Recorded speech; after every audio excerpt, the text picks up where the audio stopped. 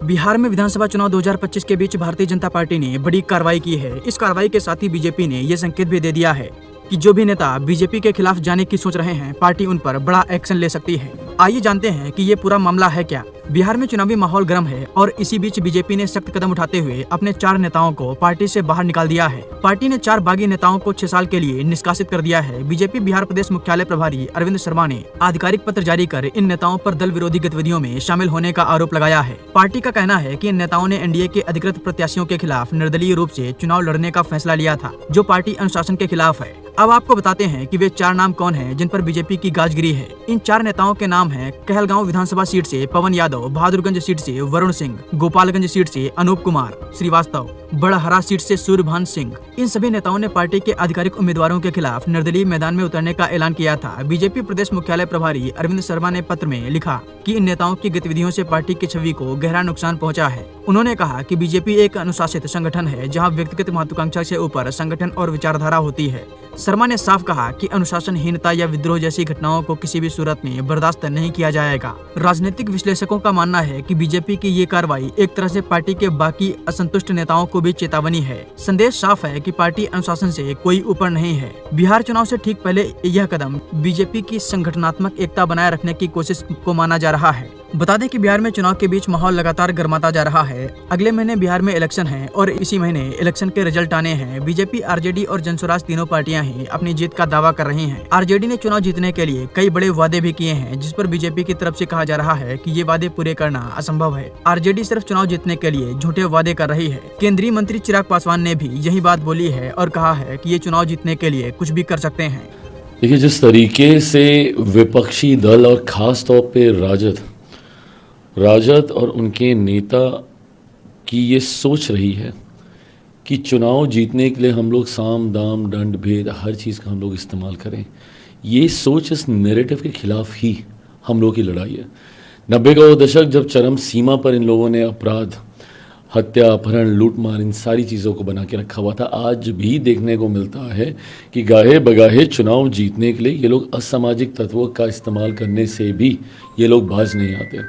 जिस तरीके से बख्तियारपुर से एनडीए के प्रत्याशी, लोक जनशक्ति पार्टी रामविलास के प्रत्याशी अरुण कुमार जी, जिस तरीके से आज उनके काफिले पर, उनके साथियों पर जिस तरीके से विपक्षी दलों से जुड़े हुए या सामाजिक तत्वों के द्वारा हमला किया गया, ये पुनः सोचने के लिए विवश करता है कि जो समाज के वंचित वर्ग से आते हैं, अति पिछड़ा वर्ग, समाज का दलित वर्ग से आने वाले लोग, राजद जैसे लोगों की सोच रहती है कि ये सिर्फ और सिर्फ वोट देने के लिए हैं, वोट मांगने के लिए नहीं।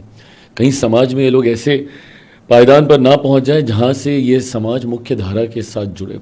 और इसीलिए जब कोई मजबूत होने लगता है या जिसकी पकड़ समाज के वंचित, अति पिछड़ा, दलित वर्ग से आने वाले लोगों की जब पकड़ मजबूत हुई है, तो इन्होंने उसको डराने का, धमकाने का, उसको किसी भी तरीके से इस व्यवस्था से दूर धकेलने का प्रयास किया। और इसी सोच के साथ आज जिस तरीके से अरुण कुमार जी, उनकी गाड़ी को जिस तरीके से तोड़ा गया, उनका ड्राइवर का सर तक फाड़ दिया गया, मतलब सोचिए इस तरीके से हमला हुआ है कि उनका सर तक उनका फाड़ दिया गया है। मैं ज़रूर कहूँगा, जो भी ये लोग हैं और जिस भी दल से लोग जुड़े हुए हैं, चिराग पासवान, लोक जनशक्ति पार्टी रामविलास और पूरा एनडीए गठबंधन कभी भी ऐसे असामाजिक तत्वों के साथ समझौता नहीं करेगा।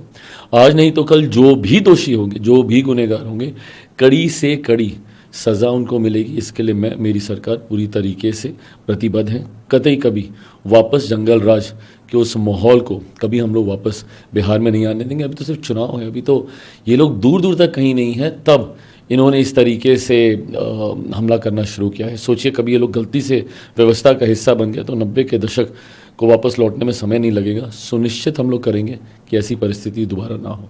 सोशल जस्टिस की बात करते हैं, फिर ये सोशल जस्टिस इनका सिर्फ और सिर्फ अपने परिवार के जस्टिस तक सीमित है, सिर्फ और सिर्फ वोट बैंक तक सीमित है। जिस तरीके से राष्ट्रीय दलों ने समय समय पर समझौते करने का कार्य किया और हर बार एक बात को प्रमुखता से दिखाया कि इनके लिए सामाजिक न्याय की परिभाषा सिर्फ और सिर्फ इनका एक परिवार है और कुछ नहीं। अगर कभी भी मौका मिलेगा किसी पिछड़ा वर्ग से बिहार का मुख्यमंत्री बनने का इनके गठबंधन से, तो सिर्फ और सिर्फ इनके परिवार का सदस्य होगा। इनके पिताजी होंगे, पिताजी की गैर मौजूदगी में इनकी माताजी होंगी और अब दोनों की गैर मौजूदगी में बेटे को किसी भी तरीके से इनको सत्ता के शिखर पर लेकर जाना है।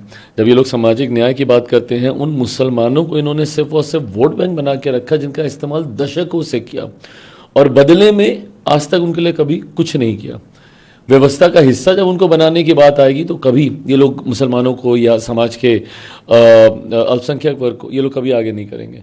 पर हाँ, जब जब वोट बैंक लेने की बात आएगी तो कभी मोदी जी के नाम का डर दिखा के, कभी एनडीए के नाम का डर दिखा के उनका लाभ ये लोग ज़रूर लेंगे।